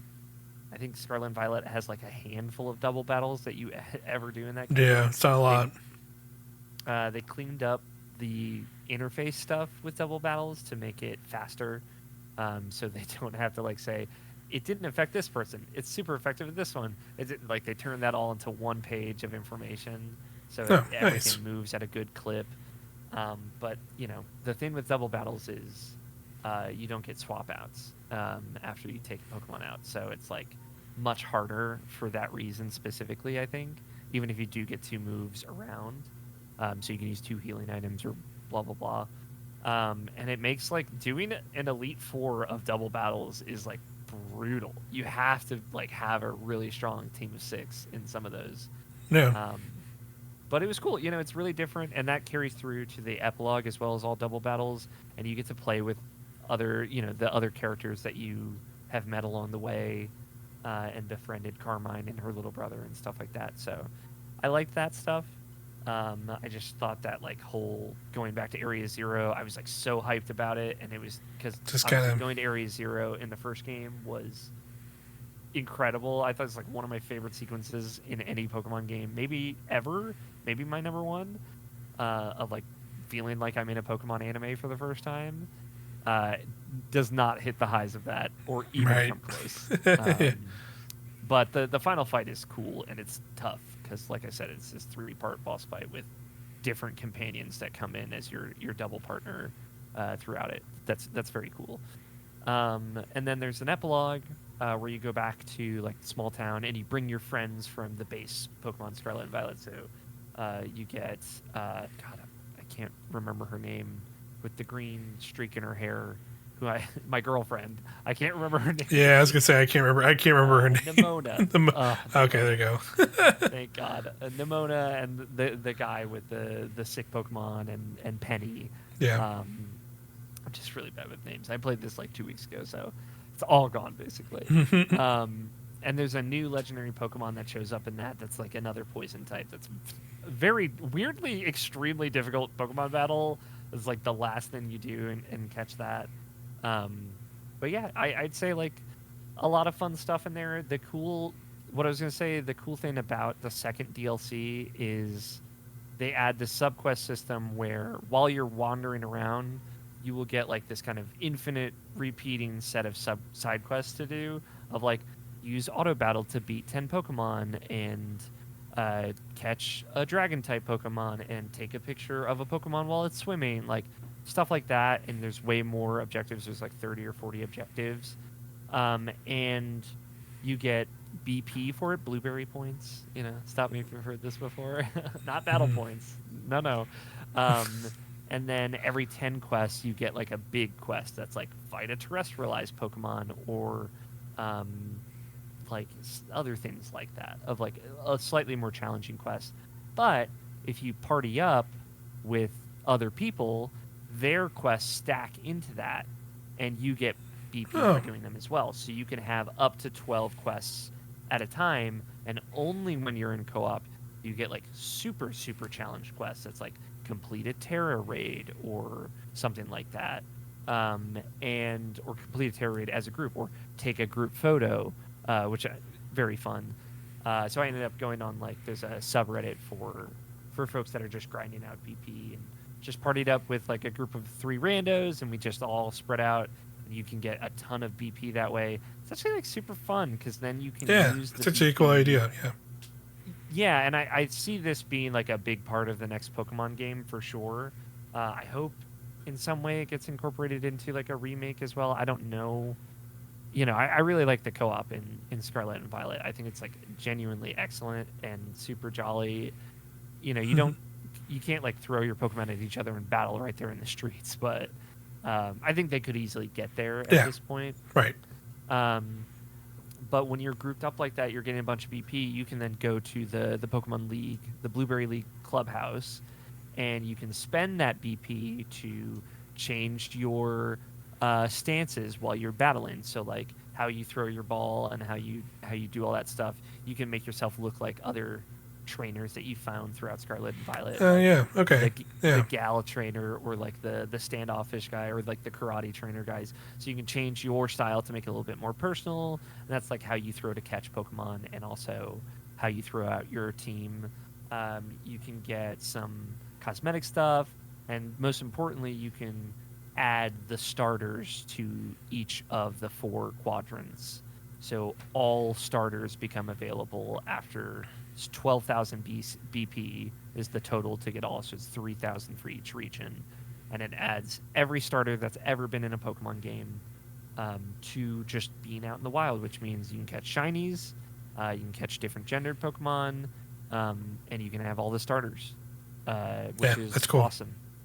That's obviously, great. I needed to do that as part of finishing the Pokedex, but now I have, all the starters of all the Pokemon games, and I caught them all as my trainer in Scarlet, and I think that's so cool. Like, finally, they did the damn thing. Yeah, they did the thing. I'm trying to think of.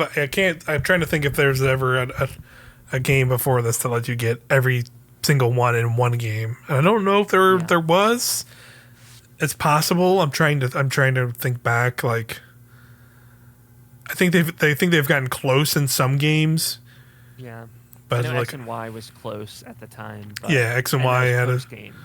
Yeah, X and Y gave you you had like the X and Y starters, and then you got like the Kanto starters pretty early, and then you could get a bunch of the previous ones after that. But I don't think I can't remember. I don't think they've done all. Yeah. 21 of them, I think is what it is. Yeah, I don't think so. I think the closest they got before this was in Sword and Shield, because Sword and Shield, I think that each you could get like, I think in the base game you obviously get the Galar ones, but I think you could get another set in the base game. I can't remember exactly which ones, but I know in the DLC both DLC packs added like, I think in the first DLC you get the Galar ones. And then in the follow-up DLC, you could get another set. I think it was like the Hoenn ones or something like that. So I think that was the other game that got closest. But yeah, not to have every single one. That's cool. That was definitely like one of the few things I saw that like almost made me be willing to be like, yeah, maybe I'll suffer through I can send them to you now. Yeah. At this point, I'm just gonna be like, that new game, whenever this next game comes out, and if it's like one I'm really stoked for, I'll be like, hey, hook me up with some stuff. Yeah. But yeah, for sure. That's definitely what probably happen. But yeah. And like the different regional stuff, like the one that I was about to say was like a bummer that's not in there. No Galarian Ponyta, which is like the fairy the fairy one. Yeah. Which I love. And I had one from Shield that I wanted to bring over, but I couldn't because it's just not allowed in Scarlet and Violet. It's like It's pretty few, no Ultra Beasts or anything like that. Many of the legendary Pokemon, but not all of them. Like not the X and Y Pokemon, the Ultra Beasts. Yveltal and Xerneas not available in. Yeah.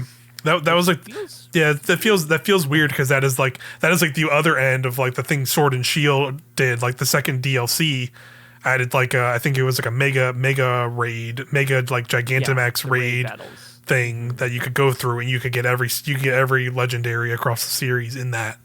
So that's interesting. It's not. Luckily, I did to fill in the ones that I was missing. Yeah. But and that's like a good way to get all the Ultra Beasts if you don't want to slog through Ultra Sun and Ultra Moon. Yeah. I don't. I don't either. I will at some point because I have to, but I don't. You don't have to. You don't have to. I know. My one thing that I want is to have all the legendary Pokemon, and I'm like 5 away. Fair enough. And it's cool to have most of them. It's cool to have most of the Pokemon available in this game where like catching is pretty easy. I know some people thought that catching was too easy in base Scarlet and Violet, so for the legendary fights and stuff, they did make it harder to catch them, which I'm upset about. But I'm sure like hardcore Pokemon fans. Yeah, they want to throw 20 extra Ultra Balls at this one Pokemon. I know, it's so stupid. Yeah, Luckily, there is a way to like grind out Master Balls in this. It also requires BP, but you can get as many as you have the patience to grind for. Right. So there's like a gotcha machine. Of course. Yeah, you get it. But there's like a lot of little stuff that like, again, I think the story part of that second DLC is like, okay, I like the first half of it, and then going back to Area Zero and finding the secret of Area Zero wasn't really as exciting as it seemed. Yeah. But the playing of it, the 4 biome region, all of Blueberry Academy, the whole stuff. It seems like general quality of life stuff. It sounds very reminiscent of like what the DLC did for Sword and Shield for sure, because the Sword and Shield added like a lot of that stuff where it's like, oh yeah, you can get all these extra Pokemon. It added, of course, a bunch of new Pokemon, but it added like tons of other cool like little systems that you could like that benefits the game overall. So it's good. The side quest stuff and being able to like grind out points and then turn those points into be able to catch new Pokemon or whatever. Like also completing those side quests. Like there's another guy, like for every 10 that you do, another legendary Pokemon will populate in the original Scarlet and Violet map. So that's how you unlock those as well. So cool. By the time I had done grinding to unlock all the starters and everything, all that was done as well. So it's like pretty chill. Took like 2 hours with 4 people basically. Not like stressful by any means. If you were doing it by yourself, it would be fucking miserable for sure. But much like everything with Pokemon, it's much more fun with friends. Yeah, cool. They're getting a little bit more into those aspects. Yeah, I think they're really starting to get it, and that gives me hope for another Pokemon on a more powerful handheld. Like, again, knock on wood, hopefully much better visuals and performance. If they take their time for it, but like 8-player co-op or something like that, where we're all just running around the world, like that sounds so fun. Having like general areas that are just like you go into it and it just populates with other players or something like that. Like have some kind of area like that. Sword and Shield, and I didn't love that. Right, I think like being able to have your lobby and everything like they did in Scarlet and Violet is good, but like maybe expanding a little bit more, having the side quest stuff. Like a cool thing in this DLC, and I think this was the base game, is like if one of my co-op people that we're sharing a world with is from the other game, then the other game's Pokemon will just show up in the field, and I can just catch them, and that's cool. Just take the pressure off. So I was able to fill out the Pokedex very easily, save for the legendaries. And yeah, like there's a weird ancient Entei and Raikou that they added. Right, I forgot about like the giraffe Raikou. What the fuck? Raikou. Those are weird. Yeah, but yeah, like the thing it's cool. From Horizon. Yeah. Yeah, it's cool. Like I don't know, I love that shit, and they're all Dragon type, which I thought was rad.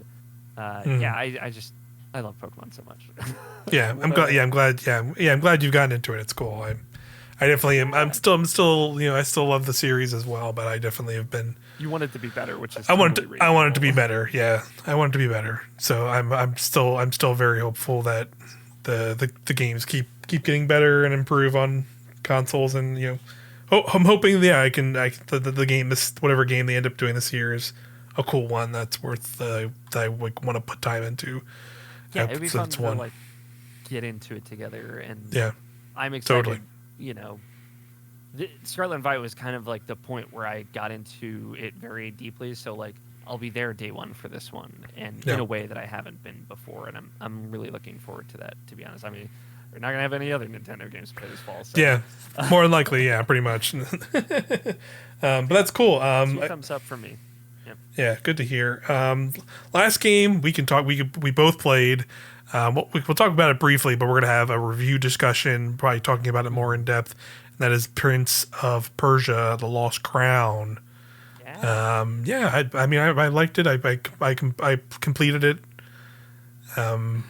The Ubisoft open world of Metroidvanias. Yeah, that's definitely the thing I would say too. Of like, I guess since we're on the Nintendo podcast, so it's more apt to make the Metroid Dread Prince of Persia comparison here more than any place, I guess. So, I can say it here, and so we don't have to make that episode too much about that. Of like, I think that's where I ultimately landed with it too, where like I think the core issue with Prince of Persia for me was the pacing, and like there was like a little bit of bloat to it, where like if they like one particular section personally for me, if they cut out entirely, I would say this is like just as good as Metroid Dread.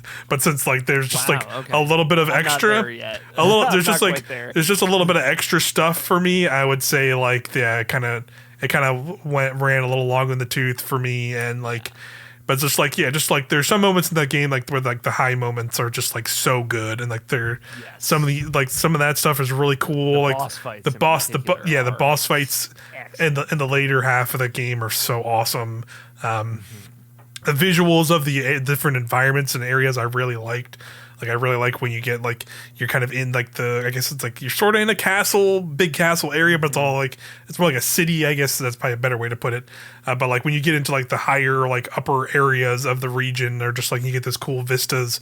Right, there's areas beautiful. The later sections of the game also like really freaking cool. Just like going through like that sea area. I won't get too deep. We can probably talk more. We'll probably talk more in depth about that stuff in the review discussion maybe, but like that area is so freaking cool.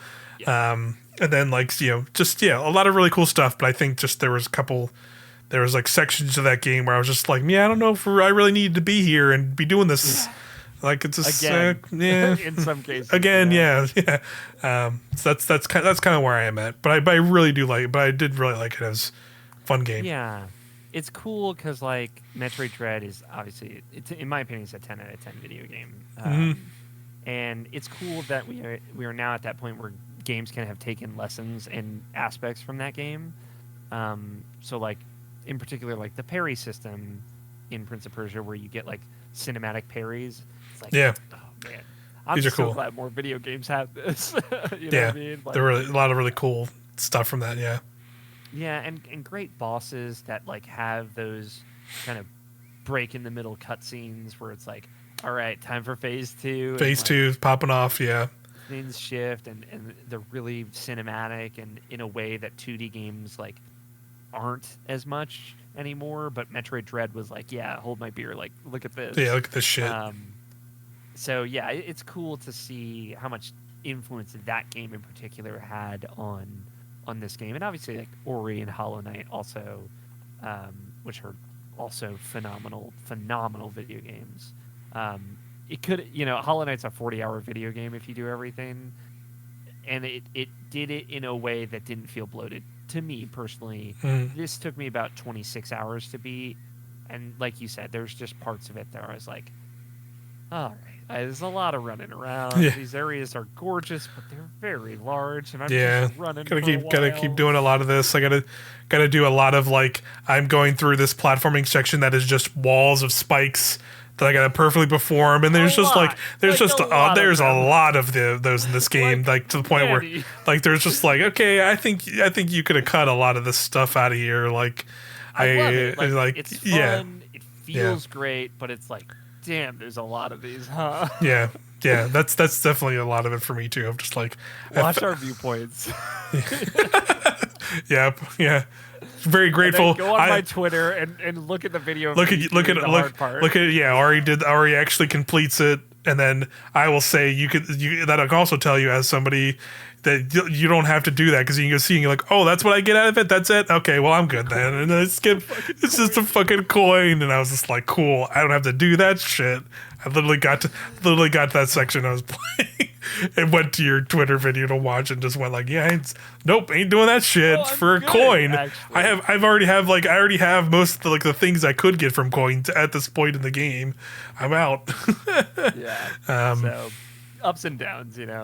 It's a little long. It's a little long, but it is still worth it especially if like somebody likes Metroidvanias. You like Metroid. You played Metroid Dread already, or even played like some of the ones you mentioned, like Hollow Knight or whatever. Like I think it's absolutely worth checking out.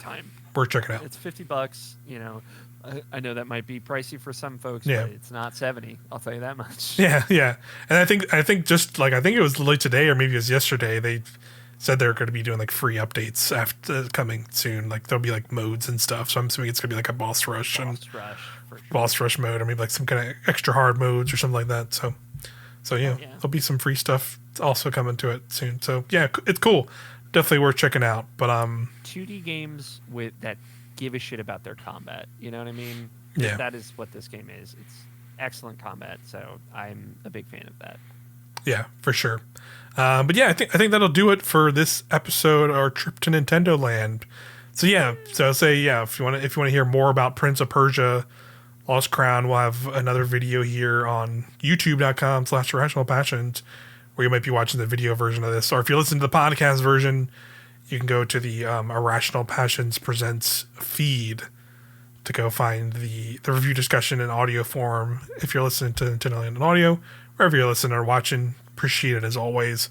Fun to always talk about Nintendo here with Auri, and yeah, we'll have probably an episode like more sooner. Usually we do these like once a month, but you know, since now we had the partner showcase and then the Pokemon presents so close. We want to talk about the partner direct. And yeah, we'll come back, and I guess we'll either be really excited for a new Pokemon game this year, or be like, I don't know, we're really not, or really not. And here's, or maybe we'll tweet out like we don't really want to do a podcast. yeah. It turns out you saw what was announced. Do you think we care like anymore? Like it could be as simple as that. That's a good point. Yeah. But yeah, we'll talk about Pokemon. Well, maybe if any of the news that comes out of that, like, or maybe if they like, even if maybe that Pokemon game is exciting, maybe they announce some other like a cool like spin-off game or something like that. That might be a surprise. Pokemon 3, the dream.